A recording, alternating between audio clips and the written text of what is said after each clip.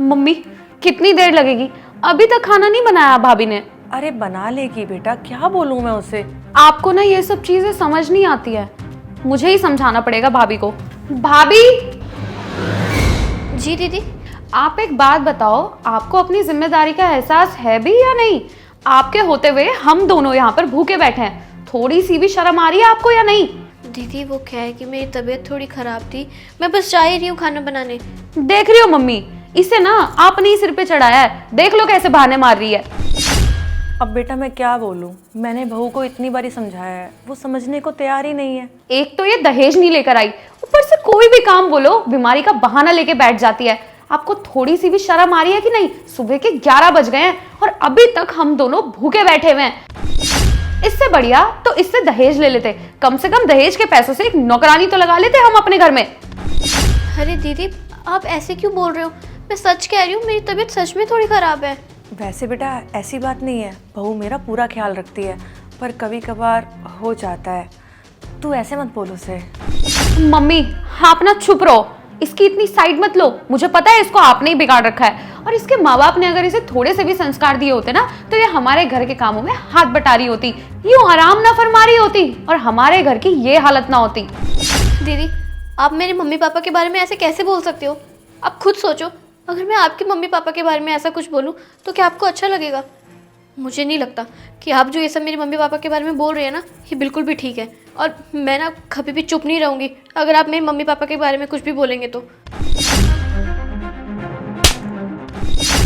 मेरे से ना ज्यादा जुबान लड़ाने की जरूरत नहीं है, बड़ी हूं मैं तुमसे उम्र में। अब बहुत हो गया, अब जाके ना चुपचाप खाना बनाओ, समझी तुम? जी दीदी। बेटा तूने बहू के ऊपर हाथ क्यों उठाया? अरे वो घर की बहू है, ऐसे तो उसे मार रही है, अच्छा लगता है क्या? तो एक बात बता, तुझे यही संस्कार दिए हैं क्या मैंने, जो तूने ऐसे किया बहू के साथ? माँ आप ना चुप ही रहो, आपसे कुछ नहीं होगा। अपने ससुराल जाने से पहले ना इसे मैं सुधार के जाऊंगी, और 4 आवाज लगाने पे कम से कम खाना तो बना देती है मेरे। आप लोग तो कुछ भी नहीं कहते हो, बैठे रहते हो अब इस टाइम तक भूखे। अरे मम्मी आज भी खाना नहीं लाई क्या? कल भी यही हाल किया और आज भी इतना टाइम कर दिया। रोज रोज का इनका यही ड्रामा हो गया है, इन्हें तो आज मैं बताऊंगी। अरे बेटा शांत हो जा, ले आएगी। तो इतना गुस्सा क्यों हो रही है? क्या मम्मी हमेशा मुझे ही कहती रहती हो, उसको भी कभी कुछ कह लिया करो ना। और देखो कितनी देर पहले मैंने आवाज मारी थी, अब तक नहीं आई है। और जाने से पहले ना मैं ही इसे सुधार के जाऊंगी। भाभी भाभी। हाँ दीदी बोलिए, क्या हुआ? क्या दीदी दीदी लगा रखा है, और क्या है ये सब? तुम्हें 2 बार आवाज मारी मैंने, तुम्हें सुनाई नहीं आता? और क्या ड्रामा लगा रखा है? कल भी खाना टाइम पे नहीं बना और आज भी तुमने खाना नहीं बनाया। और आपको थोड़ी सी भी शर्म आती है कि आपकी ननंद आई हुई है घर में, ये नहीं कि उसको टाइम पे खाना दे दो। बेटा ऐसे क्यों बोल रही है उसे, वो कर तो रही है काम। मम्मी आप तो चुप ही रहो, सब कुछ ना आपकी वजह से हो रहा है। अगर आपने शुरू में इसकी लगाम खींच के रखी होती ना तो आज को ऐसा दिन नहीं देखना पड़ता। और जैसे इसके माँ बाप ना वैसे ही उनकी बेटी। दीदी आप फिर से मेरे मम्मी पापा के बारे में बुरा बोल रहे हैं। अरे शर्म तो आपको आनी चाहिए, आप पिछले 3 महीने से यहाँ बैठी हैं।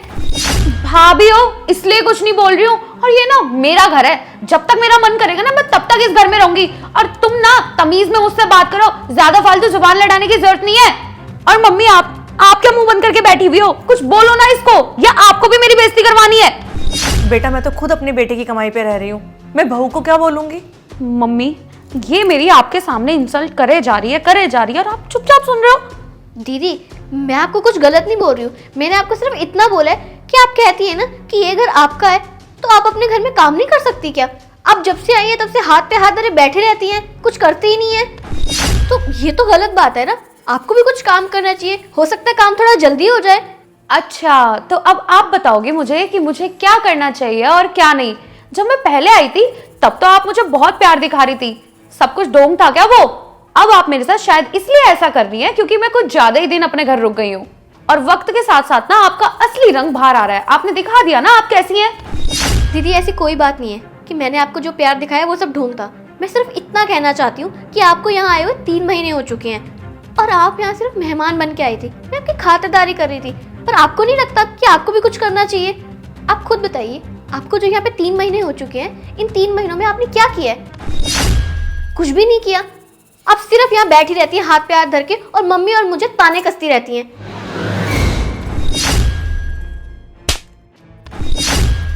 तुमने मुझे थप्पड़ मारा। मम्मी, आपके सामने इसने मुझे थप्पड़ मारा। अरे अब तो कुछ बोलो। बेटा मैं कैसे बोल सकती हूँ तुम्हारे बीच में? जब तूने बहू के ऊपर हाथ उठाया था तब तूने मुझे बीच में नहीं बोलने दिया था ना, तो आज जब बहू ने तेरे ऊपर हाथ उठाया तो मैं बीच में कैसे बोल दूं?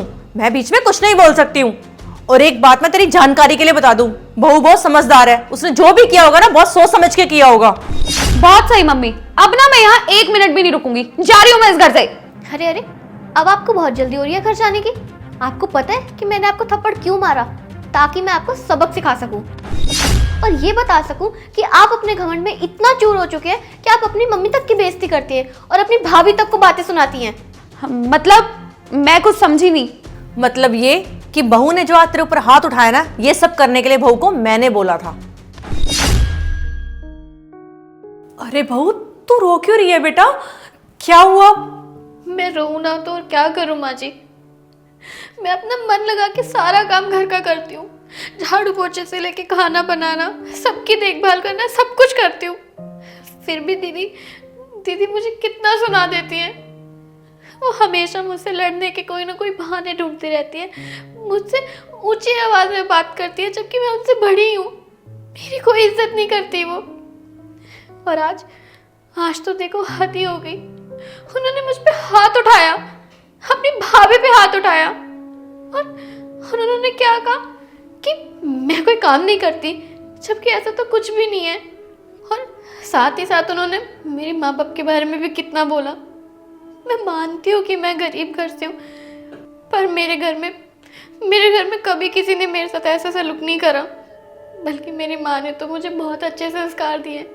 ये आप तो जानते ही हो ना माँ जी, मैंने आपको कभी कोई तकलीफ होने दी नहीं ना? अरे नहीं नहीं बेटा, तू बहुत अच्छी है, तेरे माँ बाप ने तुझे बहुत अच्छे संस्कार दिए हैं, मैं तो ये बोल ही नहीं रही। पर मेरी बेटी को पता नहीं क्या हो गया, इसके संस्कार कहाँ चले गए हैं।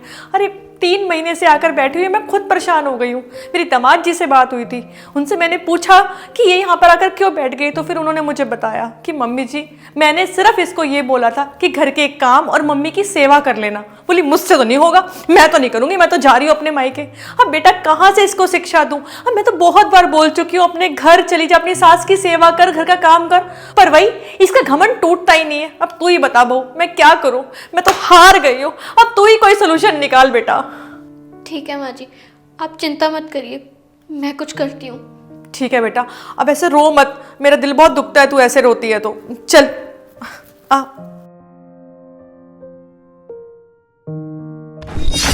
हाँ बेटा, मेरी दामाद जी से बात हुई थी और उन्होंने मुझे बताया कि घर पर कुछ भी बात नहीं हुई थी, तुम छोटी सी बात का पतंगड़ बनाकर यहाँ पर आ गई। और जब तुम यहाँ पर आई थी तो तुमने मुझे क्या कहा था कि घर पे तुझे परेशान किया जा रहा है, दामाद जी तेरे साथ लड़ रहे हैं, तेरी सास तेरे पे टॉर्चर कर रही है।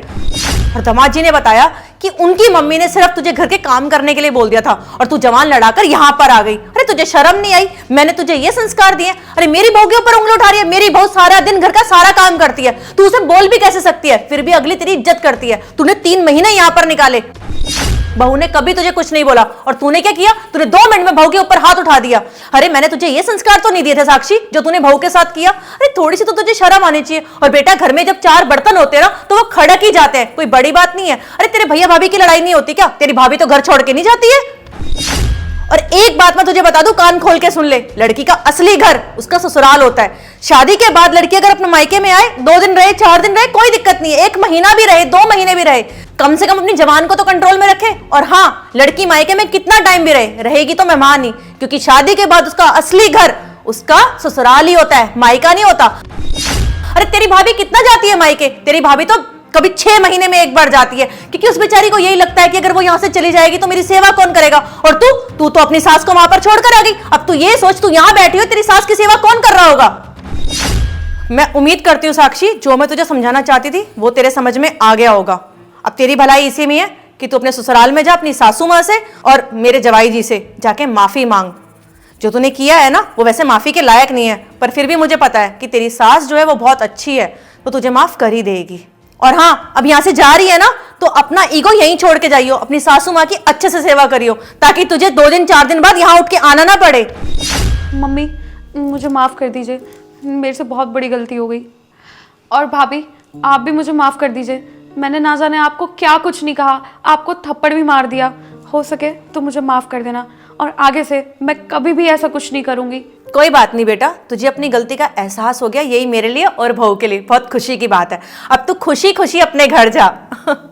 दीदी अब आप जाइए घर, और हाँ जल्दी वापस आना, तब मैं आपकी खूब खातिरदारी करूँगी और मैं आपका बेसब्री से इंतज़ार भी करूँगी। जी भाभी।